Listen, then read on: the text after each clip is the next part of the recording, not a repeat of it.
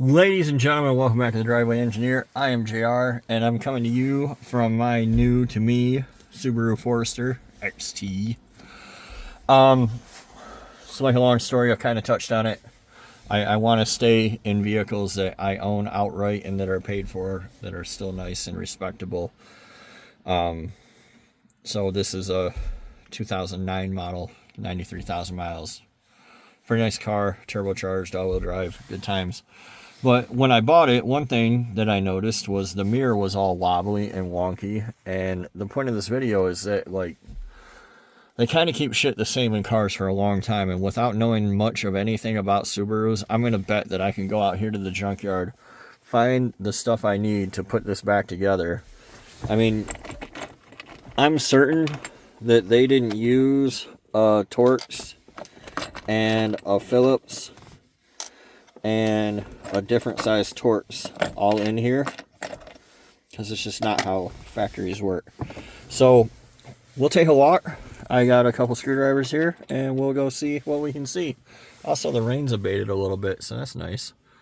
Let's go see what we can find. All right, so out in the yard, again, these are two Outbacks. I haven't looked, I don't know, but I'm just guessing. Like, obviously headlights are not going to be universal, but yeah, this mirror looks exactly like mine.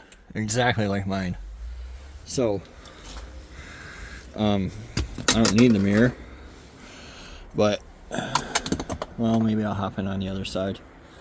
I'll hop in on the other side and pull that apart and see what it's like.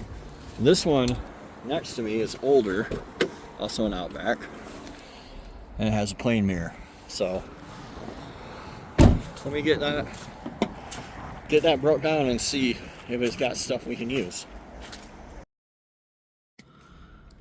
So I was wrong. That is all different. Gentex. Yeah, mine takes 2 screws. So we'll keep looking. Alright, so this is a 12 Forester. Somewhat similar to mine. Electrochromatic mirror with home link. I mean, that also looks like mine. What the fuck is this nonsense? State Farm. Like a good neighbor. So yeah, I think this is what I have. So mine was also a little wobbly. So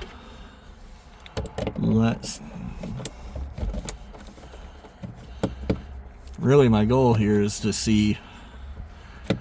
One good thing about the junkyard is you can always just come out here and take stuff apart and see what it's supposed to be like before anybody else with it. So I was completely wrong, and sorry,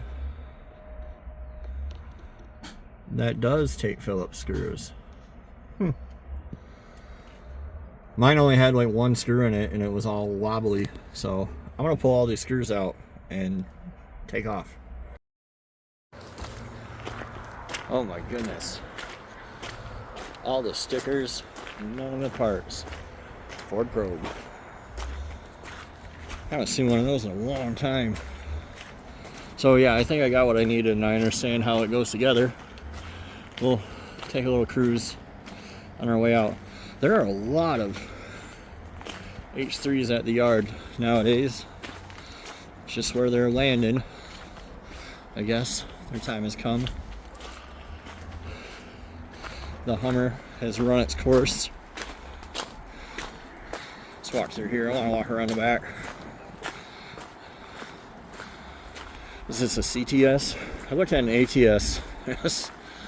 Looked at that particular car, not the ATS, but the particular ATS I looked at was a raggedy piece of shit. And this dude peeled out, come ripping up to me in it. Was so proud, hopped out. I pulled it up for you. Like, the bumpers are different colors, the fenders have been kicked. I don't mean different like blue on a red car. I mean like just plainly the wrong shade of red. Datum Industries. They're a local tool shop. But yeah, I didn't even get in it. I didn't even drive it one. Like when I saw it, I was like, maybe I'll just drive it and then go find a nicer one, see if I like it. But I didn't even drive it.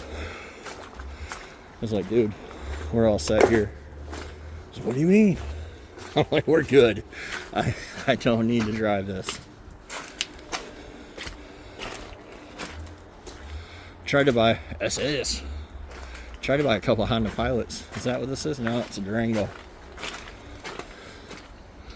It's the one that has not been to Europe. You guys remember that ad campaign? The Durango got all big and bloated, and then they brought it back based on the Stellantis FCA thing.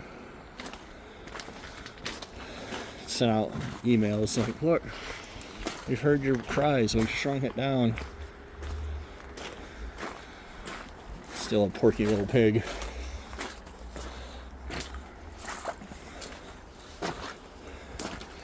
But yeah, I guess in the future, near future,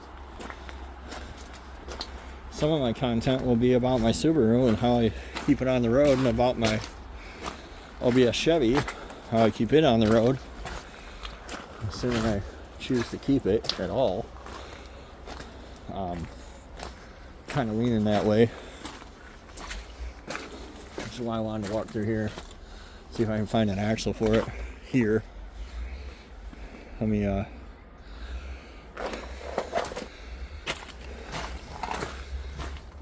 yeah, I just don't want to make payments anymore ever again. That's where I'm at with it. So I don't want to spend a bunch of money on a truck, have it depreciate out from under me, not be able to replace it. I can keep that little Subaru on the road forever, assuming it doesn't also burst into flames or do something wacky to me. So, you know, it's easy to work on. I really like the Outback. It was just a little too hard for me to get in and out of. I mean, you know how they say, like, beggars can't be choosers? Well, I'm not a beggar, so I can be a chooser. So I chose to get a nicer version of what I had. I'm going to give that car, the Outback, the blue car, to my niece. She's 16. She'll be super happy. Blah, blah, blah, blah, blah. GT4. This is a 373 truck with disc. Semi-floater, though. Not really want a semi-floater. It's probably stronger than my older full floating, because that's generally the way shit goes. But nevertheless, I still don't want. In my mind, it's still going backwards, whether it actually is or not. So, yeah. At the end of the day, like, eventually I'm really going to want to drive my truck, and I'm going to do whatever I need to do to get an axle in it, but that day's not today. So, again, beggars can't be choosers. At the moment, I'm not a beggar. I found a ton online. 6.0. Ta-da! They're not my area. What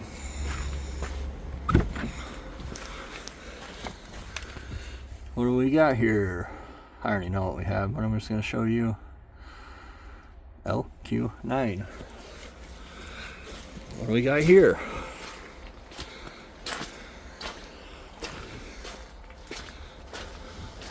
Oh, that one didn't make it.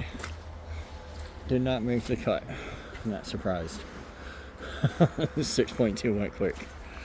And somebody overpaid for it on Marketplace, talking about, I can't find any. I had to. Alright, well, hopefully you've enjoyed yet another trip to the junkyard with LQ4s stacked 12 deep out here. Or LQ9's, whatever. And I'm going to get out of here, go back to work. I'll see you guys next time on Driveway Engineer. Thanks for watching.